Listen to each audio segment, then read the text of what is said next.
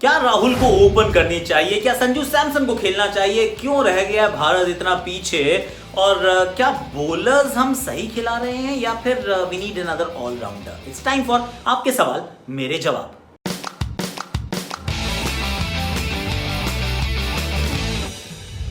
Hashtag ask आकाश में आपका स्वागत है। और सबसे बड़ा सवाल यही है, विकास नहीं, सबसे बड़ा तो नहीं है पर सवाल विकास का पहला ये है कि why are we not giving Sanju Samson any chances? He can keep and we can get additional hitter. देखिए बात तो आपकी सही है, संजू सैमसन में हम सबको विश्वास भी, हम चाहते हैं कि वो खेले भी और अच्छा भी करें, पर क्या आप उनको खिला सकते हैं? खिलाएंगे तो किसकी जगह खिलाएंगे? That's a big question that you need to ask. और ये अपने जहन में बात रखनी पड़ेगी कि जब आप 3 मैच की श्रृंखला खेलते हैं तो पहला मैच सबसे ज़्यादा इंपॉर्टेंट होता है। जिसको आपने उसमें खिलाया उसके साथ न्याय करने के लिए, और जिसको आप चांस दोगे अगले किसी को उसके साथ न्याय करने के लिए, you need to be consistent, there has to be continuity in your thought process. तो मेरे विचार में पहली बात तो अगर आप पहले मैच में राहुल को ओपन कराते, जो शायद बाद में सवाल मैं लूंगा, लेकिन अगर राहुल को ओपन कराते तो 5 पे आप मनीष पांडे को खिलाते, सैमसन को नहीं, क्योंकि सैमसन जो है वो बाद का इंक्लूजन है। सबसे पहले जो हक बनता है वो है मनीष पांडे का नंबर 5 पे खेलने का और राहुल का ओपन करने का रोहित की अनुपस्थिति में। रोहित आ जाएंगे तो फिर रोहित ऊपर और राहुल नीचे और मनीष को बाहर जाना पड़ सकता है। पर अभी के लिए this was the ideal lineup. तो संजू सैमसन अभी तो नहीं, लेकिन T20 में मुझे लग रहा है कि उनको मौका मिल सकता है, क्योंकि T20 में शायद हम कुछ बदलाव देखेंगे इस प्लेइंग 11 में, तो that is a possibility.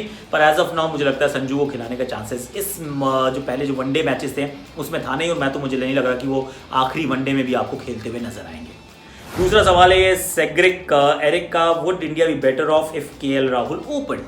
It's a good question. देखिए मेरे विचार में तो वो गलत नंबर पे बैटिंग कर रहे हैं, और गलत नंबर पे बैटिंग इसलिए कर रहे हैं कि we are actually penalising him, we are penalising him for being so good.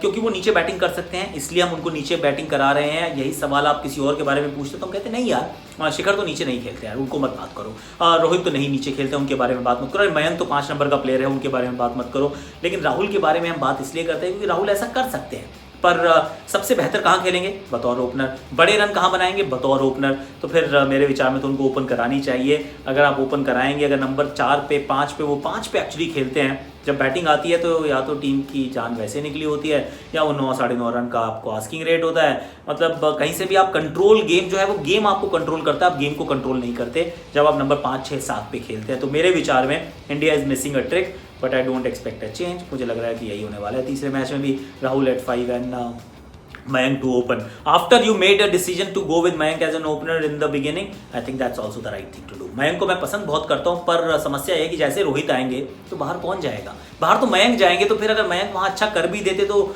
आपके लॉन्ग टर्म प्लानिंग में कोई फर्क नहीं पड़ता था।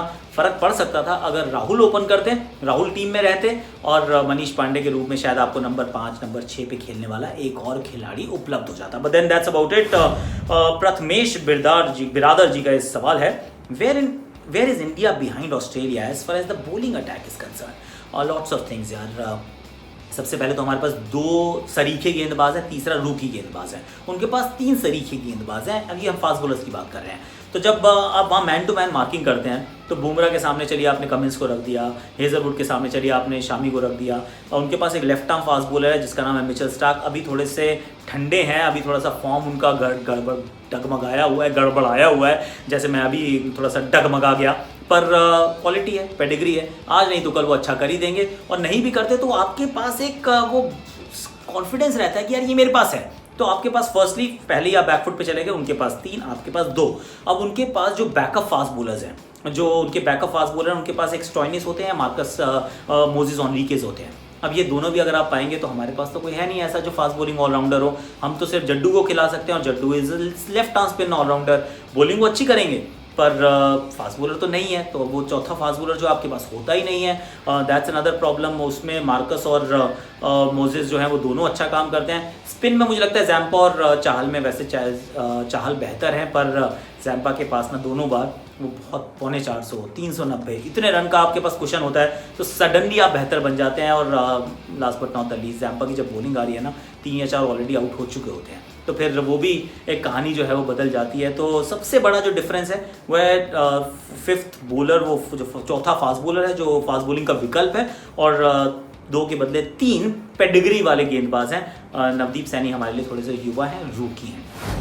अगला सवाल अक्षय तानले जी का है, why is India not going with a proper allrounder in this series? भैया किसको खिलाएं? नीचे ना लिंक में मतलब वो डिस्क्रिप्शन में हमने एक लिंक डाला है फेसबुक के शो का #आकाशवाणी। प्लीज़ आप उस पर जाके देखिए। मैंने ना 5 ऑप्शन दिए, 5 पूरे, कि कौन कौन से हमारे पॉसिबल ऑलराउंडर्स हैं किनको आप खिलाने की सोच सकते हैं। अब आप उसके दो तरफे वो सवाल हैं। एक तो ये कि आपके पास कोई फास्ट बॉलिंग ऑलराउंडर है, क्योंकि स्पिन बॉलिंग ऑलराउंडर आपको नहीं चाहिए। होता भी तो क्या कर लेते, आप जड्डू की जगह ही तो खिलाओगे ना। ऐसा तो है नहीं कि जड्डू की जगह आप या आप चाहल की जगह खिला लोगे तो आपकी बॉलिंग तो बेहतर होती नहीं। अगर आपने जड्डू की जगह खिलाना तो जड्डू को खिला लो, तो वहाँ पे भी कोई अक्षर पटेल या अश्विन या कोई भी आप जो भी आपको स्पिन का बॉलिंग ऑलराउंडर दिख जाए। फास्ट बॉलिंग में आपके पास ऑलराउंडर कौन है उसके बारे में सोचिएगा। शो पे मैंने बात की और किसकी जगह खिलाओगे ये भी ज़रा सोचिएगा। क्यों? क्योंकि जो टॉप 6 है, जैसे रोहित आएंगे, रोहित, शिखर, विराट, श्रेयस, राहुल, पंड्या, 6, इनमें से किसकी जगह खिलाओगे भैया? तो जो ऑलराउंडर आपका है वो टॉप 6 में खेलने लायक होना चाहिए और साथ में कम से कम 6-7 ओवर डालने वाला होना चाहिए। अनफॉर्चुनेटली आपके पास वो विकल्प मौजूद ही नहीं है। तो कितना भी हम वो ड्राई का पहाड़ बना के चलें कि अरे सेलेक्टर्स ऐसे, अरे कोच वैसा, अरे कप्तान ऐसा है, भाई तुम बना लो team. I am telling you कि आप बना लीजिए टीम और आप देखिए कि किसकी जगह आप किसको खिलाएंगे। वनडे क्रिकेट की बात कर रहा हूँ, थोड़ा सोचेगा। लास्ट ये सवाल है कि क्या सूर्य कुमार यादव को बुलाया जा सकता है बैकअप के रूप में Rohit Sharma for test? I don't think it's gonna happen. Let's be honest. See अभी क्या हो रहा है कि शुभमन गिल वहाँ पर ऑलरेडी हैं, केएल राहुल वहाँ पर ऑलरेडी हैं, श्रेयस अय्यर ऑलरेडी टीम का हिस्सा है। आई डोंट थिंक कि यहाँ से और कुछ बदलने वाला है। शुभमन गिल को पहले मौका मिलेगा, श्रेयस अय्यर को यहाँ पे रोका जाएगा। अभी तो केएल राहुल भी 11 में नहीं होते हैं। तो जब आप उन सभी दृष्टिकोणों से देखते हैं तो आपको लगता है कि शायद सूर्य कुमार की जगह यहाँ नहीं बनेगी। और टू बी वेरी ऑनेस्ट, हालांकि उनका फर्स्ट क्लास रिकॉर्ड अच्छा है, पर you and I are actually talking about his return to the international, rather his first foray into international cricket in the shortest format. IPL की performance के basis पे हम लोग ये बात कर रहे हैं, तो फिर नहीं, I don't think so. I love him to bits, पर टेस्ट क्रिकेट में मुझे नहीं लगता कि उनको रोहित शर्मा के रिप्लेसमेंट के रूप में भेजा जा सकता है। That's what I feel. आपको क्या लगता है कमेंट सेक्शन में प्लीज़ बताइएगा। और डिस्क्रिप्शन में वो लिंक है #आकाशवाणी, प्लीज़ देखिएगा।